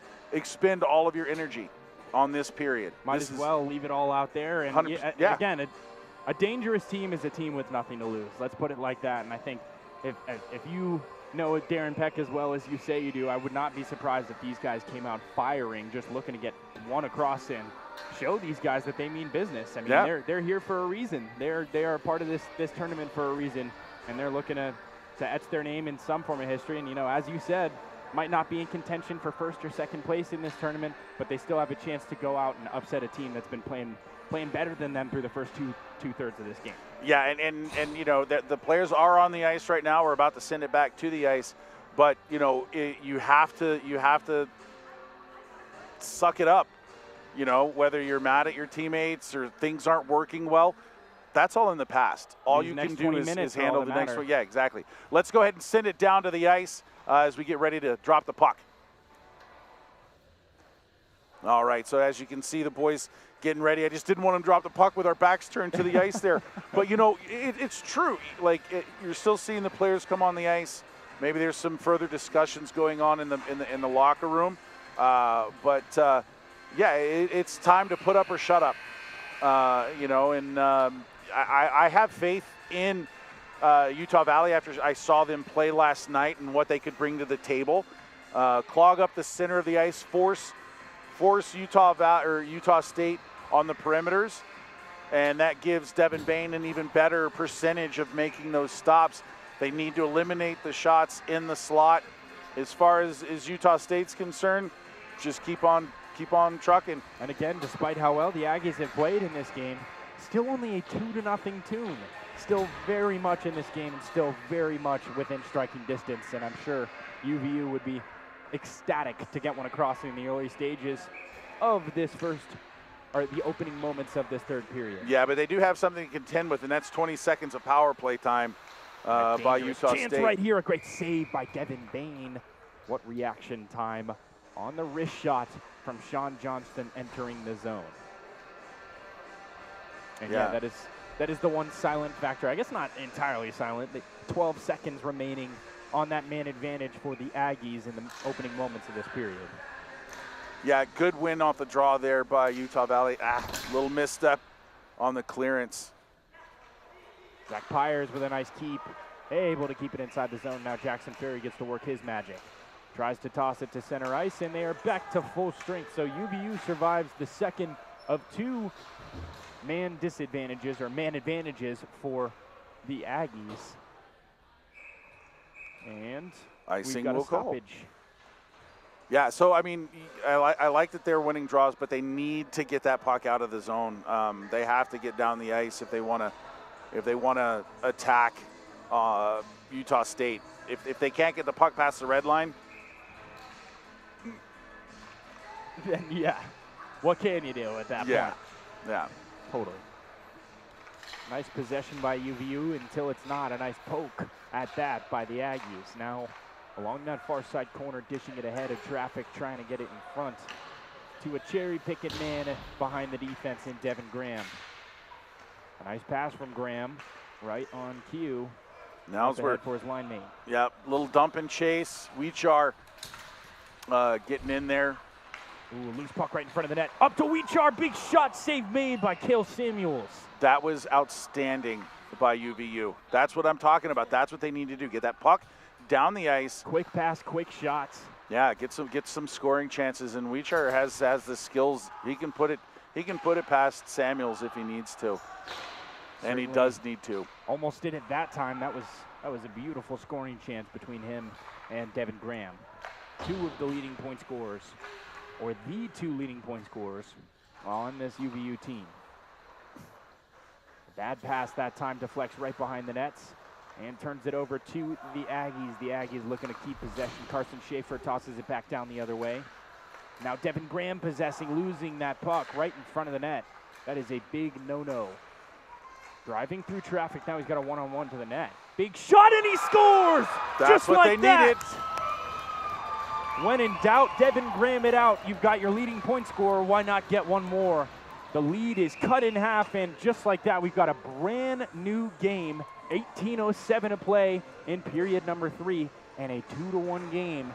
Finally, UVU is able to crack across on the score column. Yeah, Graham with that goal. Time of that goal, 1:53 of the third period. And I'm not going to say I'm a soothsayer because I'm not. But that puck surprised Samuels. That's what they need. That's exactly what UVU needed. Just testing. Yeah, put the puck on there. Get the puck down the ice. Put the rubber on the leather, and you never know what's going to happen. I mean, no shot is a bad shot, right? Completely agreed. And we were talking about that in the intermission. I mean, the one thing that the Aggies, they've had such good pressure, such good offense, that Samuels hasn't really been tested this whole game. If everybody else on the Aggies is on their toes, if anybody's going to be on their heels, it might be the guy who's not had to be involved the last period and some change. And there it is, a huge shot from their best shot, and Devin Graham gets it done to split the lead. 2-1 game, just like that. UVU is penalty right back coming. in it. Penalty coming. I mean, you look for momentum shifts in games, and right now is a huge one. They just got a goal. Now they get a power play coming. That penalty coming to Bogan. It'll be 2 minutes for slashing. Time of that penalty looks like 2:11 of the third period. And so with a goal to start, now you're on the power play. Use it. You know what I mean? Take full advantage of it. And we've already seen tonight a couple of nice opportunities put together while on the power play for UVU. We just hadn't seen that goal, and there they are. Able to finally tally one across. The 2-minute man advantage after the Bogan trip.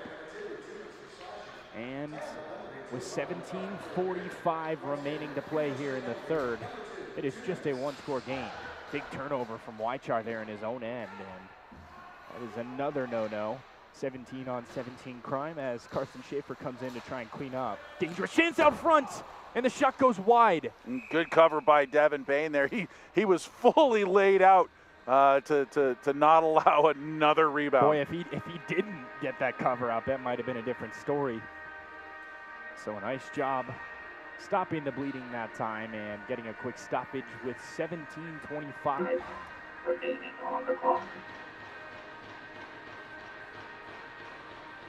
That was weird. I don't know if you guys at home could hear that, but we just had something kind of weird happen in our ears. But UVU controls the puck, still have the power play, minute and a half remaining as Osborne drives down the left wing, goes up to the point, misplayed the puck, was Bradshaw. Now Harbor in the offensive zone on the penalty kill, just killing off those seconds. Puck goes around behind the net. Sanborn will pick it up on the far corner, goes up to the point, sent back in by Melinaw. Now it bounces loose, picked up by UVU. Perfect. Graham in again, he's taken down, bounces weird, right beside the puck. Right in front of the net. Oh, somehow that puck did not go in, and I'm not sure how, but temper's picking up here a little bit in the third period after that scramble right around the Utah State net. Boy, that's about as close as it gets. Some weird technical difficulties that time. I turned into a robot for a second after touching the board I probably should not have. I thought I was broadcasting with RoboCop there for a second. I was wondering for a second myself, too. I was like, do I really sound like that? No way. But yeah, what a great opportunity for Utah Valley. I like what I'm seeing out of Utah Valley to start this third period, without a doubt. Puck's going to come back out to neutral ice here for the face-off. Face-off's going to be taken and won. Nice job wrapping up by UVU, able to drive back the other way. They still have 40 seconds and some change left on the power play. That's a better clear all the way down from his own corner. How about it, Jack LaFontaine? Now getting a man off in stride, finding some space is Jared Trost. Launching up ahead, they still have the man advantage. Trying to find some space, and they cannot.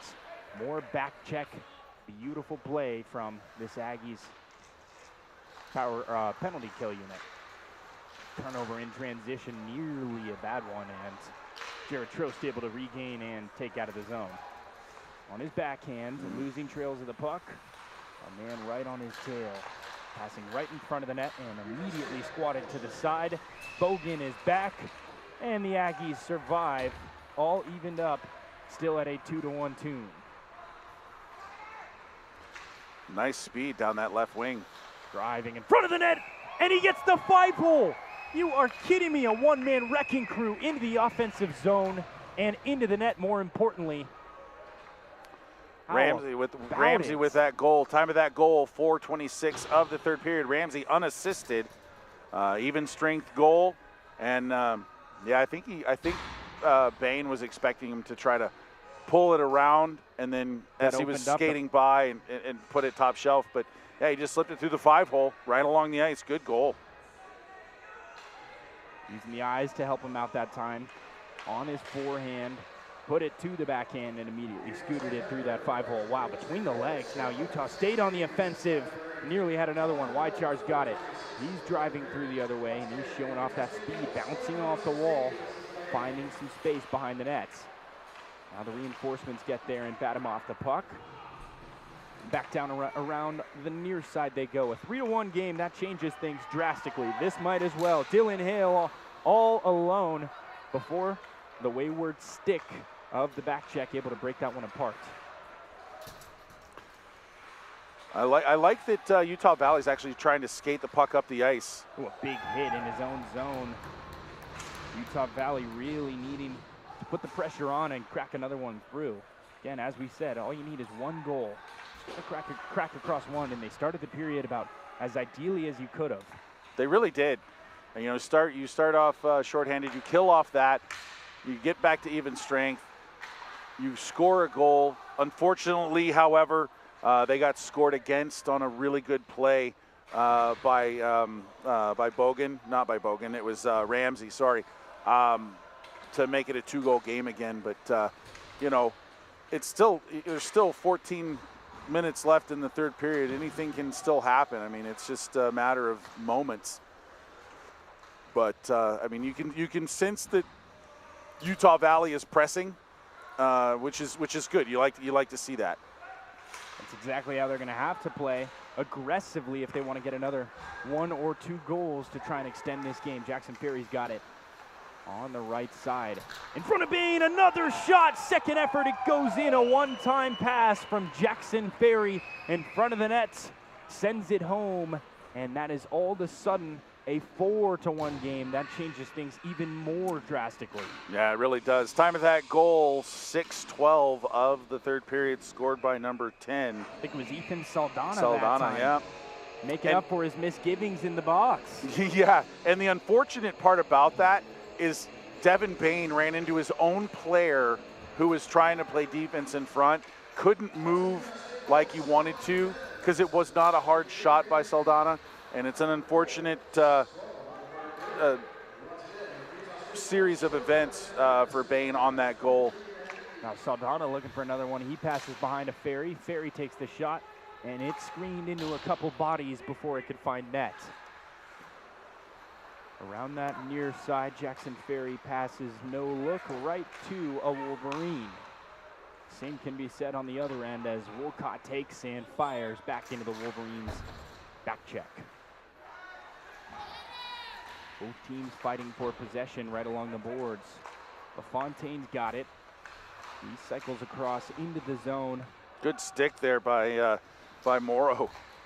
able to bat his man off the puck, and now UVU's got a chance to drive the other way, but not before the Aggies get in pursuit of the puck themselves.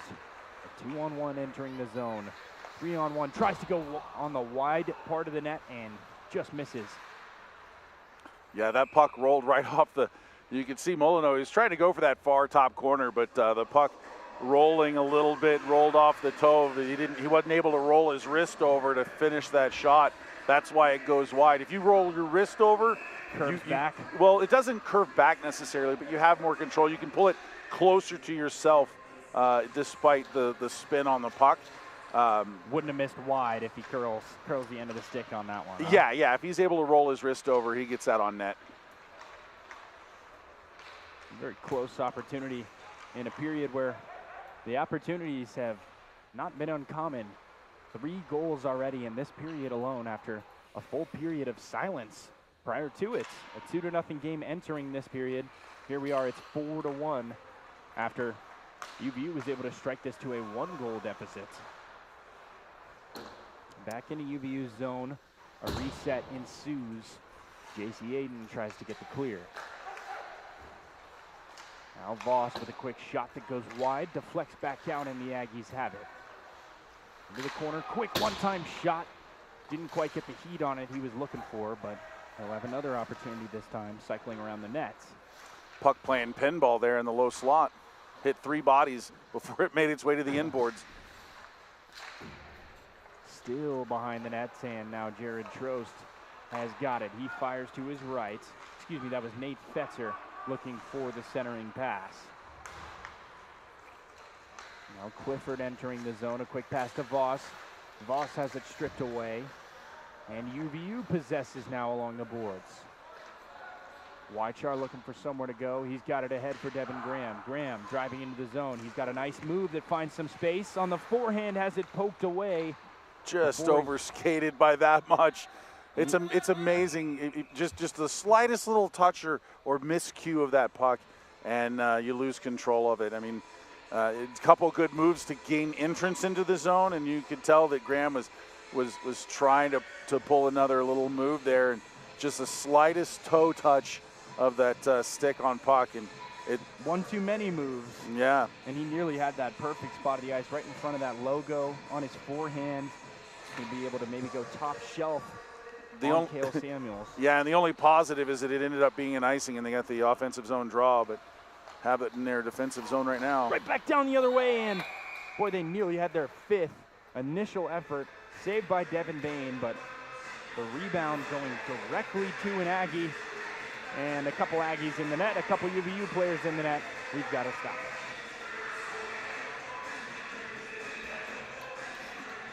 .10:51 remains to be played here in the 3rd period of action. A 4-1 lead, nearly 5-1 after that last play.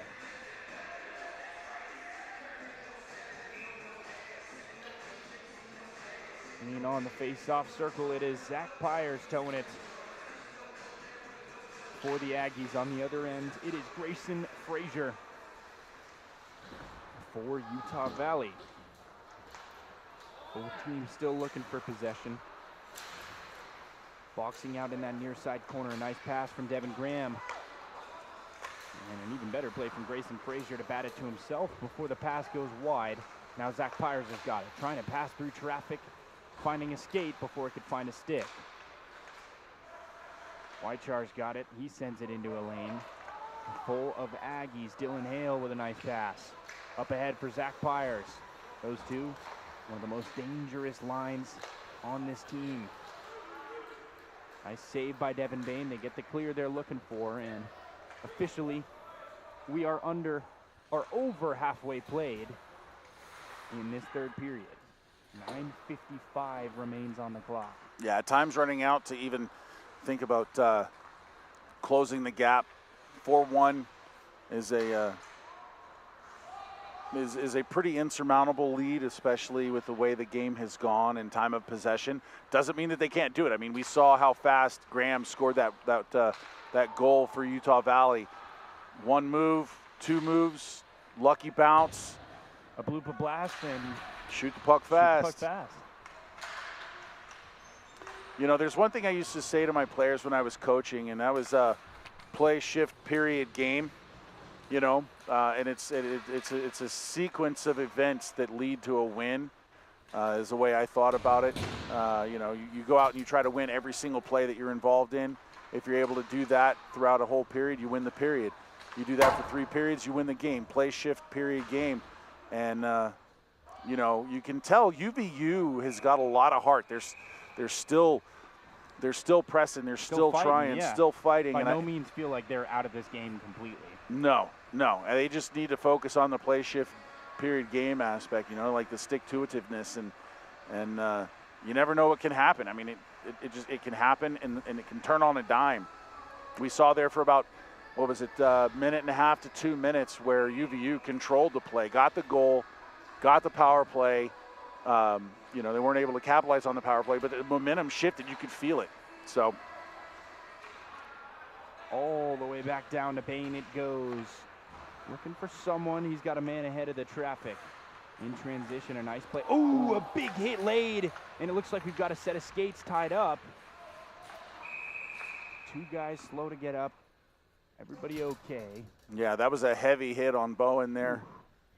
He's getting up under his own power. He's good there. I think since they blew the whistle, he's going to have to leave the ice. Looks like they're going for line change anyways. But yeah, that was a heavy hit, and good to see him get back up, because those just knock the wind right out of you, and there's nothing you can do about it. Just got to wait till you can get your wind back. Yeah, hope that diaphragm relaxes as soon as possible. Easier said than done. Yeah, and we've all been there. If you've played hockey, you've been in that exact position where you get thumped shoulder to sternum, and there is not a darn thing you can do about it other than just go, I can't make the full noise. Just hope for the end. But you either hope for death or a quick relaxation of the diaphragm. Get that wind back in. Either will suffice in that situation. Yes. Yes, it does not feel good, but you know what does feel good? What's that? Delivering that check on someone else. Being on the I would rather be a giver. ends, I would rather be a giver than a receiver of that kind of hit. And we laugh, but yeah, there's nothing fun about getting hit like that. And I love the fact that Carter Bowen got up, went to his bench under his own power. As quick as he did as well, able to just shake it right off, act like nothing happened when something definitely happened. Yeah, you can, no doubt, it's on the replay. There's video evidence of it from now until... Indisputable video evidence. Yeah, right. With 7:45 remaining, the Aggies looking for some insurance, and Utah Valley running out of time to get it done. Big hits. That's going to draw a penalty, no question. Right into the boards he goes. Now the question is what penalty? I mean, and he knows it. He didn't want that. That's going to be number 11, or is that 17 or 11? I think that's Dylan Harbour checking into the box Dylan for Harbour. the first time tonight. Yeah, you can see the referees discussing it. You know, is it a check from behind? Is it a boarding? Those are the 2 calls I'm looking for. Is it going to be a minor? Is it going to be a 2 and 10? You know, just going over options for that play. But I expect to be cross check. Okay, 2-minute cross check. I didn't see the cross check, but that's one of the things. You know, we're up here. They're down there. They're down there, and you know, having refereed for as long as I did, you know, everything is about angles. You know, what may look absolutely horrifying to the fans might not be the way it is. Yeah. On the ice. You know, I didn't see a cross check. I thought it was a board, but if they saw a cross check, like a board to me. Yeah, but they had an angle. They could see where the sticks were. So we'll see. 2-minute minor. And with 7:20 remaining, 1:35 remains on the man advantage for Utah Valley. Their best chance to score since the opening moments of this period. Right in front of the net. Tried to get the redirection. Could not get the tape on the puck. And now it trickles down into that far side corner. Yeah, Graham got a little bit of piece of it. He just didn't have enough weight on his blade to change direction by 90 degrees. Now fielding is Devin Bain behind his own net. A quick pass and a nice move. Passing to himself to find the open space, and losing it at center ice. Now the Aggies driving into the zone. Untouched is Jack LaFontaine. He's got the open net. He's got the goal for the second consecutive day. Jack LaFontaine does it. And that's the second shorthanded goal of the night. Time of that goal, 13:22 of the third period. Just over halfway into the man advantage for Utah Valley, and what a job by the Aggies penalty kill unit. Playing pesky like that, waiting for the turnover along that blue line as they have all game, and they took full well advantage of it. You can't give 28 that much space, because that's what he's going to do to you.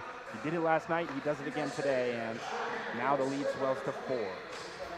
Yeah, and that was a good patient goal by Utah State there. You could tell, the defender was trying to cut off the angle, and so was the goaltender, so much so that when they came together, the defender actually fell over the goaltender, Devin Bain, on that play. And, at that point, last line of defense. Yeah, Bain doesn't have an option there, and the Aggies saw to it that the puck went in the back of the net. As we've seen 4 times prior already tonight, the Aggies scoring offense continues to progress in the later stages of this game. 5:45 remains in the third and final period of regulation.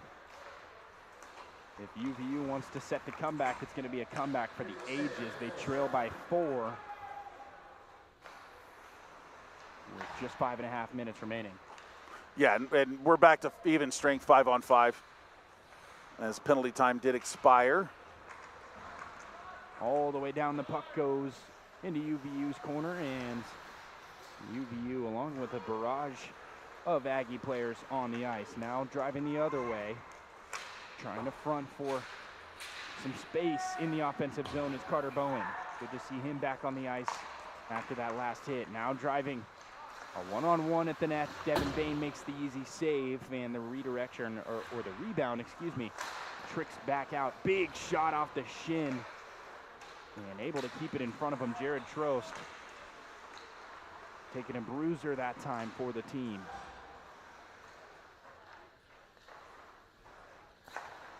Gathering and firing all the way outside the zone. It'll reset both sides. Quick pass ahead, a nice catch by Molyneux. Dropping it inside the zone, up ahead for Voss. Intercepted by UVU behind the nets. Intercepted once again by Voss, looking for some space. Now Wychar's in front of him. He's trying to poke it away. UVU excited to get that offensive turn going, but forgot everything except the puck. Or remembered everything except the puck.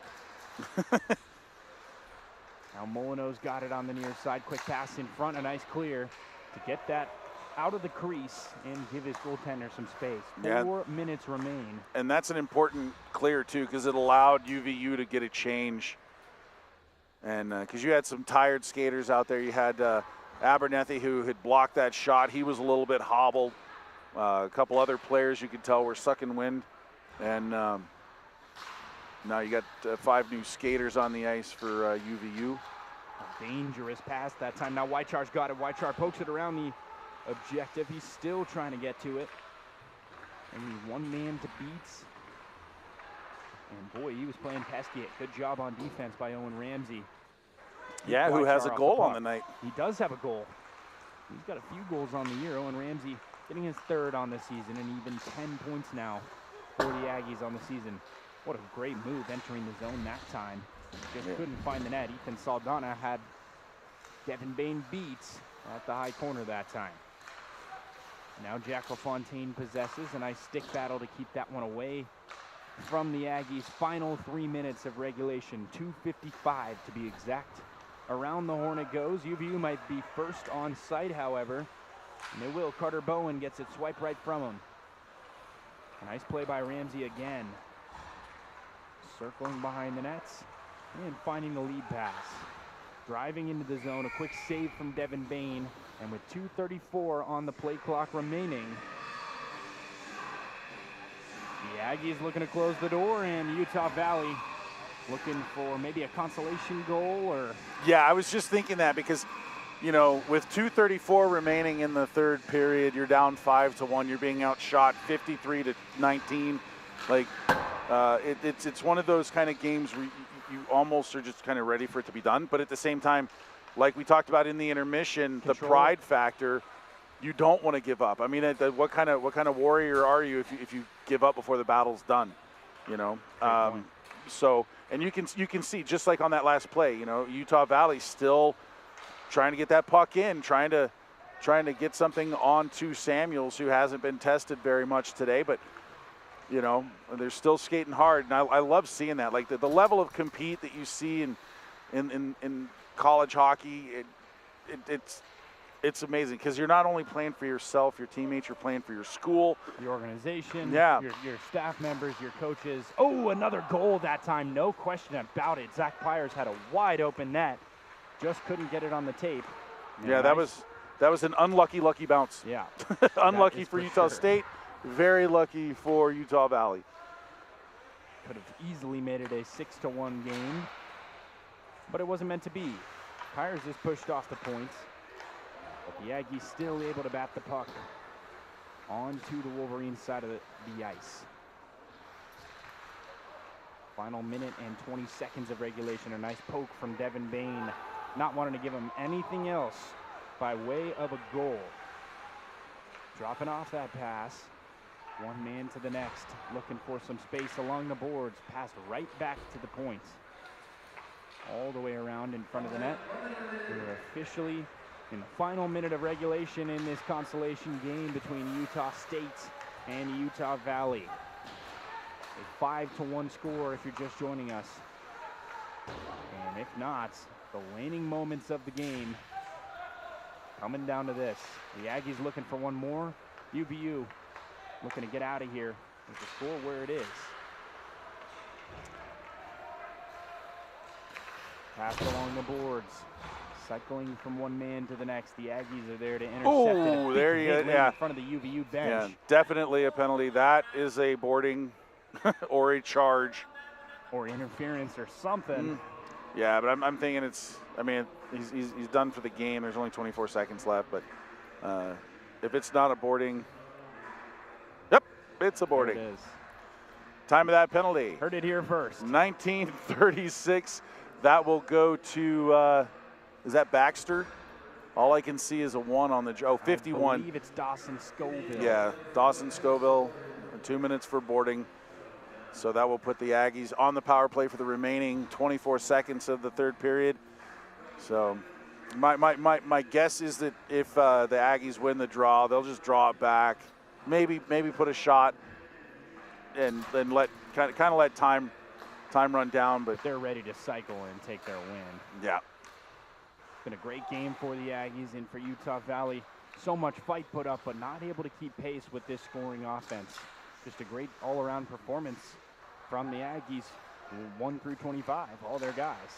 Yeah, you know, if this, even though this is their last game of the season, unless I'm mistaken, there's still things to be learned. You can go back, look at the video, and learn. Look at the mistakes that were made. Look at where you could have made a play rather than just getting rid of the puck.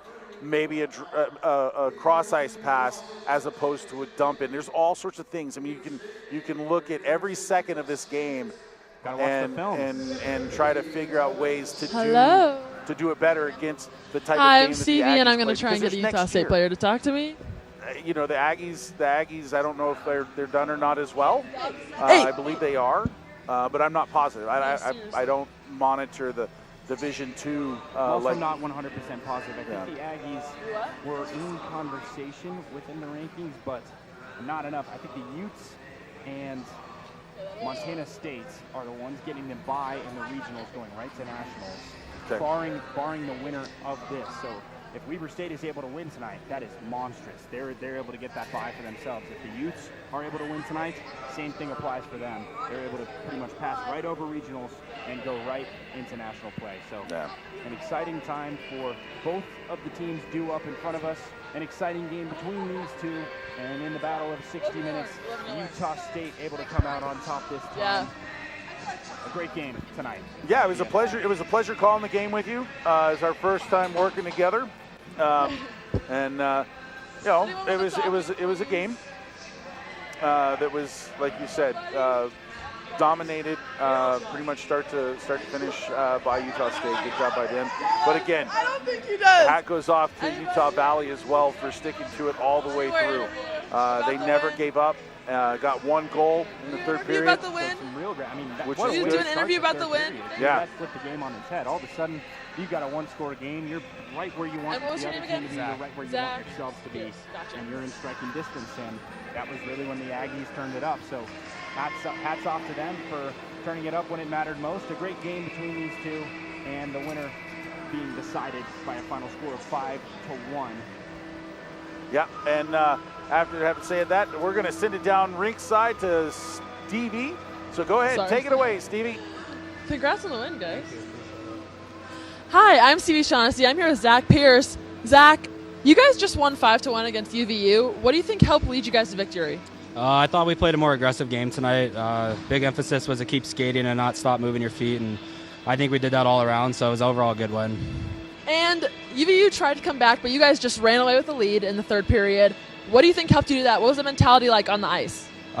Just keep working hard, make sure we get more shots on net. That's a big Achilles heel for us, is not shooting enough. So once we shot some pucks, the puck went in the net, and it was nice to see, so it's good. Well, congrats on the win, Zach. Thank you so much. This is the Utah Hockey Broadcast. I'm Stevie Shaughnessy. Back to you.